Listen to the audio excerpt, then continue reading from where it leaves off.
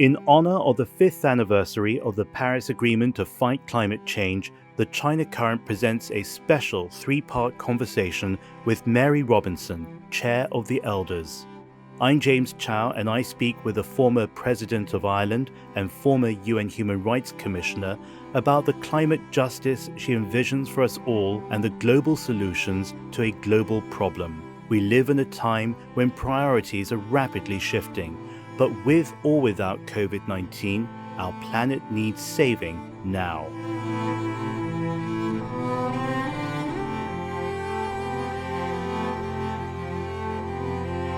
Well, you're over in Dublin, I'm in Hong Kong, but perhaps hand in hand we can transport ourselves to another place, Kunming in the southwest province of Yunnan, which is scheduled to host in May 2021 the UN Biodiversity Conference that seeks to create a set of targets by which nature and society can live effectively and meaningfully side by side.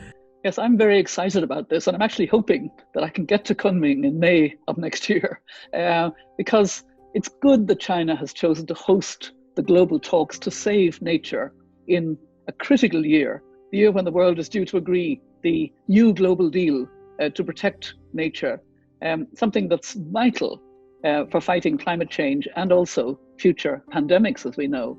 And so the elders really want to see a hands-on Chinese presidency of the Convention on Biological Diversity.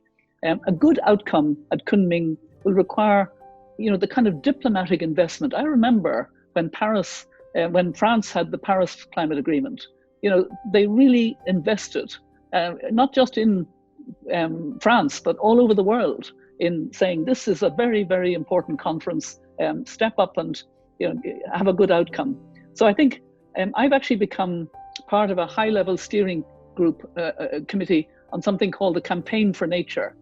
And the Campaign for Nature is seeking to protect 30% of the world's lands and 30% of the oceans by 2030. Now, with its huge landmass and its huge access to ocean, China could play a very significant role in that. It's the 30-30 goal. But just as important, if not even more so, are the means of implementation and the finance package to achieve that.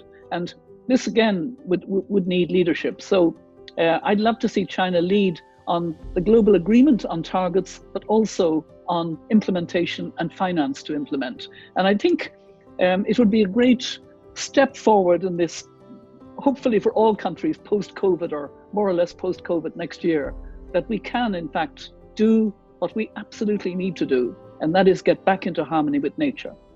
The Elders is this extraordinary movement for peace and justice, and it believes very much that nature and climate are the two areas in which China can help bring together countries in a very troubled time for all of us, and also to smooth out the geopolitical tensions that I think all of us are feeling mentally, especially, and also to champion multilateralism in a world of what I think seems to be increasing populism and inward thinking. Are there any last words that you would have, not only for China, but especially for the Chinese people? So we want to see China leading from the front, working with partners around the world to ensure ambitious outcomes that advance China's global leadership in protecting nature, but also doing it in a way that is good for the Chinese people and good for the influence China can bring over the rest of the world.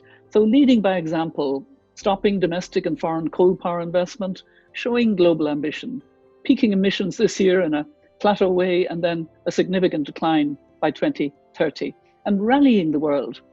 I do think a successful biodiversity COP in Kunming in May next year that secures nature for future generations would be wonderful for not just the Chinese people, but all these young climate activists who are seeing that we're not taking our responsibilities. We need the leadership that will turn us around and do it in rapid time that China can help us with. Join us on the China Current for this 3-part video with Mary Robinson on consigning fossil fuels to history and ensuring that the commitments made under the Paris Agreement are achieved by all, for all. You can also hear the whole conversation on the China Current on your preferred podcast provider. I'm James Chow. Thank you.